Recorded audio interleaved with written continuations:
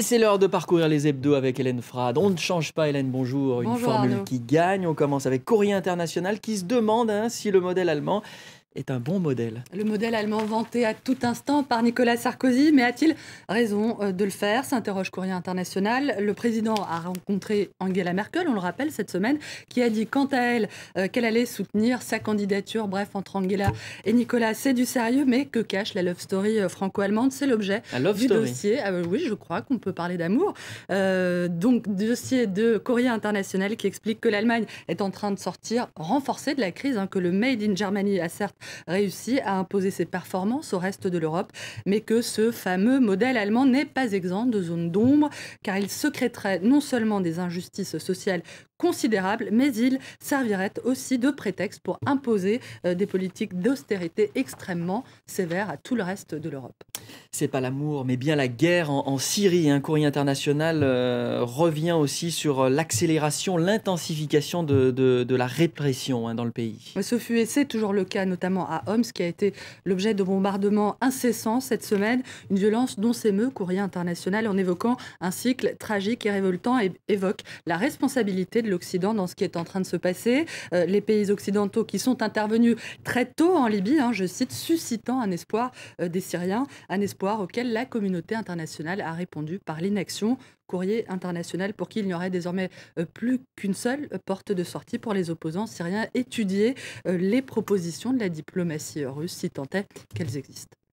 À lire également le Sénégal où le président Abdoulaye Wade s'est décidé à concourir pour un 3e mandat. La campagne a débuté lundi dans un climat particulièrement tendu.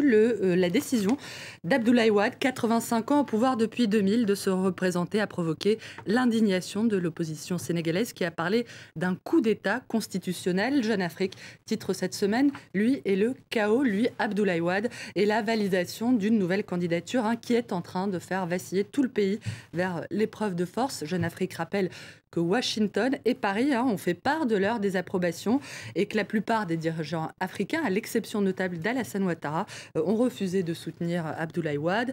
Les dirigeants africains qui seraient aujourd'hui agacés, je cite, par ce donneur de leçons en matière de démocratie qui a viré autocrate, je cite, un ancien ministre ouest-africain des Affaires étrangères. En France, retour sur les propos de Claude Guéant sur l'inégalité des civilisations, propos qui a provoqué une sacrée polémique. Un vif émoi à gauche, au centre et jusqu'au sein du gouvernement et de la majorité. Alain Juppé, on le rappelle, a regretté l'emploi du mot de civilisation. Émoi également du député apparenté PS Serge Letchimy qui a associé ses propos du ministre de l'Intérieur avec le régime nazi. Tollé du coup cette fois à droite, sorti de l'hémicycle de la part du gouvernement et nouvelle polémique. Les propos de Claude Guéant qui ont inspiré cette une à Charlie Hebdo où l'on voit Nicolas Sarkozy déguisé en indigène. Claude Guéant accusé souvent de vouloir siphonner les voix du Front National. Le Front National, justement, Marine Le Pen continue de clamer qu'elle ne pourrait pas avoir ses signatures, c'est ça? La question est-ce qu'elle bluffe?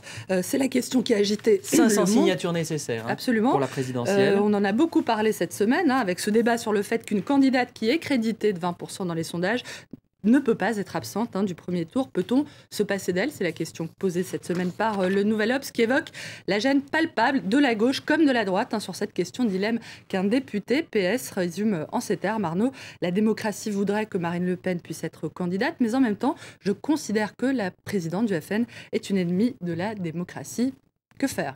Rapidement, coup d'œil sur Le Point et l'Express. Les deux magazines qui se sont surpassés cette semaine. Les call girls. Un dossier sur les call girls, ces prostituées de luxe dans l'Express, qui évoque notamment l'affaire du Sofitel de Lille. Pour Le Point, c'est le scandale des salaires, les salaires de ceux qui gagnent trop et puis les salaires aussi de ceux qui ne gagnent pas assez. Le meilleur pour la fin, Arnaud. Paris Match. Je sais que vous êtes un peu une mini-dette. Jetez un cil à la une de Paris Match qui nous parle cette semaine de la belle histoire d'amour d'Elisabeth, la reine d'Angleterre, 60 ans de règne, et du prince Philippe. Arnaud, 70 ans d'amour, c'est magnifique. Il paraît que son mari a contribué énormément à sa carrière, j'ai envie de dire. Derrière chaque grande femme, il y a sans doute un homme. Il y a un homme, évidemment. Merci beaucoup, Hélène Frade. Reste avec nous. L'info passionnante continue sur France 24.